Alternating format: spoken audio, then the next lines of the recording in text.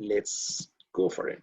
सो Meta model जो है, Richard Bandler, John grinder ने जो सबसे पहला मॉडल डेवलप किया था कम्युनिकेशन का मॉडल, वर्जीनिया सेटर को मॉडल करते हुए, दैट वाज मेटा मॉडल। और इसको इन्होंने अपनी जो किताब है structure of magic volume 1 and 2 इसमें जिक्र किया है। You can find a detailed description of meta model so in these books.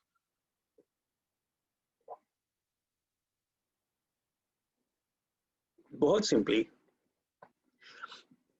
देखिए, कोई भी जो लैंग्वेज, कोई भी स्टेटमेंट होता है कि मिसाल के तौर पे अगर एक जुमला है, people think ice cream is a healthy thing to ईट।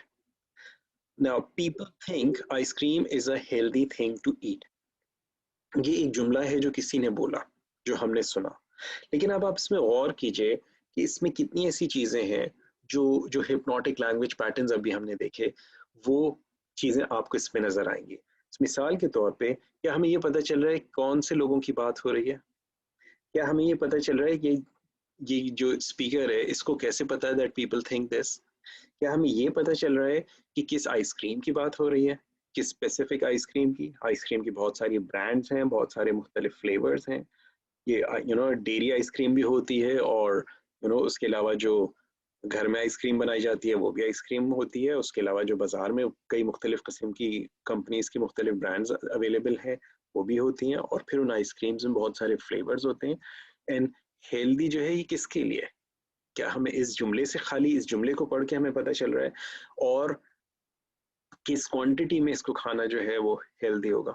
अब आप गौर करें, ये तमाम चीजें जो है ये इस एक जुमले को पढ़ के हमें कुछ नहीं पता चलता। लेकिन अगर हम इस खाली जुमले को सुनते हैं तो it makes perfect sense apparently.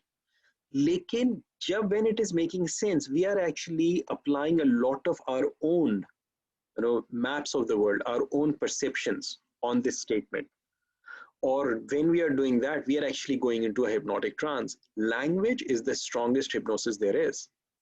Okay, so ये चीजें जो कि हम सारी की सारी इसमें कर रहे हैं, जो कि जाहिर नहीं है, इस जुमले का डीप स्ट्रक्चर है। okay? ये इसका डीप स्ट्रक्चर में है। और वो जुमला जो हमारे कानों में पड़ा या हमने कहीं पे पढ़ा, हेडलाइन हमने किसी अखबार की पढ़ी फर्ज कीजिए, okay? तो वो जो हेडलाइन है या वो जो जुमला है, ये सरफेस स्ट्रक्चर है। okay? मेटा मॉडल एक ऐसा सेट ऑफ क्वेश्चंस है जो हमें किसी भी कम्युनिकेशन के सरफेस स्ट्रक्चर से उसकी डीप स्ट्रक्चर में, उसकी डेप्थ में क्या है, उस चीज को जानने में मदद देता है। और ये कम्युनिकेशन हमारी पर्सनल लाइफ में हो रही हो, हमारी प्रोफेशनल लाइफ में हो रही हो, ये कम्युनिकेशन कहीं हम रीडिंग की फॉर्म में कर रहे हो या कहीं पर भी हम कर रहे हो। सो मेटा मॉडल के जो बिकॉज हर कम्युनिकेशन जो है उसमें जो चीजें होंगी, यू विल फाइंड कि इट्स नॉट स्पेसिफिक इनफ। तो Meta model helps us find that specificity. दूसरी चीज के उसके अंदर एम्बिग्विटीज होती हैं, इट्स एम्बिगुअस। आप गौर कीजिए इसमें कितनी सारी चीजें जो कि अनस्पेसिफिक है, कितनी ऐसी चीजें हैं जो कि एम्बिगुअस हैं, जिनका हमें इस जुमले को, इस एक छोटे से जुमले को पढ़ के हमें नहीं पता चल रहा, लेकिन हम इस छोटे से जुमले को पढ़ के एक्सेप्ट कर लेते हैं। सोचिए अगर हम पूरी किताब पढ़ रहे हो और उसमें कितनी सारी ऐसी चीजें लिखी होंगी जिसको पढ़ने वाला जो आंखें बंद करके एक्सेप्ट कर लेता है। वो खबरें जो हम आए दिन देखते रहते हैं, वो खबरें जो हमें सुनाई जाती रहती हैं। अभी रिसेंटली मेरी कुछ यूट्यूब पे आई वाज जस्ट वाचिंग, किसी की वीडियो थी और उस वीडियो के अंदर कोई रिलीजियस कोई साहब थे, एंड ही वाज सेइंग कि जी मेरी ये वीडियो जो है, उस वीडियो के ऊपर दूसरे एक रिलीजियस स्कॉलर ने के फेसबुक के ऊपर उनकी वीडियो के ऊपर कि जी इन्होंने यूं कहा है, और फिर वो उन्होंने अपनी पूरी वीडियो चलाई थी और उस वीडियो के अंदर कह रहे हैं जी मैंने जो बात कही है मैं ये बात कर रहा हूँ। सो एक्चुअली लिटरली वो साहब जो थे, and I am not in favour of any of those, but I was just watching and I watch these things, staying out of the content, but just seeing कि क्या कर रहे हैं लोग। उसमें वो जो साहब थे, उन्होंने किसी दीन के मामले को एक्चुअली निगेट करने की बात कर रहे हैं। ठीक है, मिसाल के तौर पे अगर फर्ज करो कि मैं जो हूँ आईफोन के खिलाफ फर्ज कर मैं बात कर रहा हूँ, और मैं ये कहता हूँ कि जी लोग कहते हैं, फर्ज लोग ये कह रहे हैं कि जी सैमसंग का जो फ़ोन है ये ज़रूर लेना चाहिए, क्योंकि सैमसंग का जो फ़ोन है वो एक लाइक एक मशहूर फ़ोन है, लेट्स सपोज, ठीक है, somebody is saying this, if Samsung का फ़ोन ज़रूर लेना चाहिए क्योंकि सैमसंग का फ़ोन मशहूर फ़ोन है। तो और मैं ये कहता हूँ कि जी इस तो फिर अगर मशहूरियत की वजह से ही लेना चाहिए तो फिर तो आईफोन भी लेना चाहिए, क्योंकि आईफोन मशहूर फ़ोन है तो सबको आईफोन लेना चाहिए क्योंकि आईफोन तो उससे भी ज़्यादा मशहूर है। अब सुनने वाले ने क्या करा कि मेरी जो वीडियो थी उसमें से सिर्फ इतना काटा कि कामरान साहब कह रहे हैं आईफोन हर एक को लेना चाहिए क्योंकि आईफोन मशहूर फ़ोन है, और इस वीडियो को उन्होंने अपलोड कर दिया।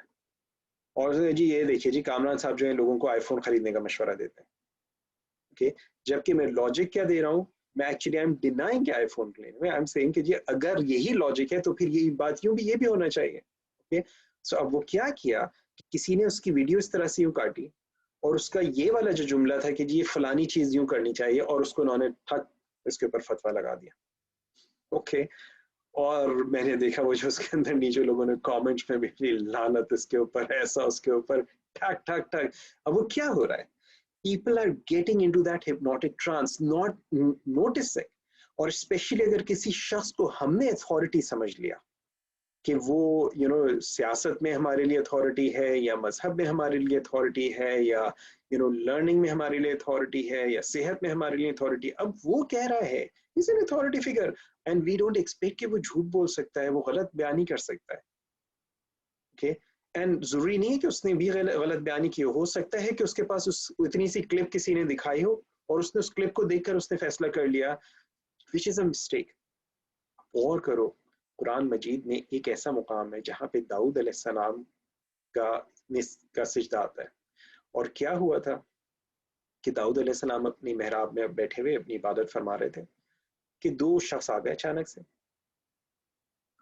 और अचानक से आए और वो दोनों जो आपस में लड़ रहे थे, उन्होंने कहा आप डरे नहीं, हम आपके पास इसलिए आए क्योंकि हमें ये, एक ने कहा ये मेरा दोस्त है, मेरा भाई है, और इसके पास 99 भेड़े हैं और मेरे पास एक भेड़ है, और ये जो 99 वाला है ये कहता है कि ये भी मुझे दे दो।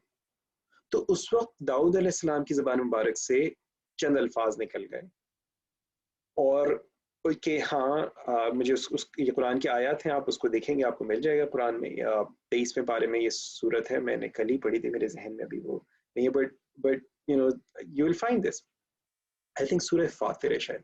सो मगर जब वो उन्होंने कहा तो दाऊद अलैहिस्सलाम ने की ज़बान मुबारक से एक बात निकल गई कि हाँ अक्सर लोग जो आपस में पार्टनरशिप करते हैं तो एक भाई दूसरे पे जुल्म कर देता है, इस तरह की कोई बात आपकी ज़बान मुबारक से निकल गई, और सडनली हजरत दाऊद अलैहिस्सलाम को इस चीज का एहसास हुआ कि मैंने दूसरे शख्स का तो मुद्दा सुना ही नहीं था, और आप फौरन अल्लाह से गिड़गिड़ाने लगे और तौबा करने लगे और आपने उसमें सजदा किया। तो वहां पर कुरान के अंदर एक सजदा आता है, यानी मैं जो पॉइंट आपको बताना चाह रहा हूँ वो ये कि एक इंडिकेशन हमें दी अल्लाह ताला ने, वो क्या कि किसी भी मामले में इस तरह से आधी बात सुन के फतवा मत उसके ऊपर जारी करो, ये ये गलत चीज है, ये बात दुरुस्त नहीं है, और पूरा दोनों साइड का मामला सुनो उसके बाद किसी फैसले पे जाओ। लेकिन आप देखिए इस वक्त एक आम जो चीज हो रही है वो यही होती है कि किसी की एक क्लिप ली, छोटी सी क्लिप ली, बीच में से उठाई और उसको उठाकर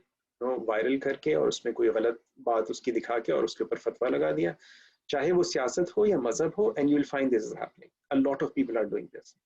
सो जब ये हो रहा होता है, so जो देखने वाला है सुनने वाला है, they are going into a what we are calling a hypnotic trance, okay। So meta model is a very useful model जो कि आपको उस ट्रांस में जाने से it can help you, okay। So meta model is an antidote for hypnosis,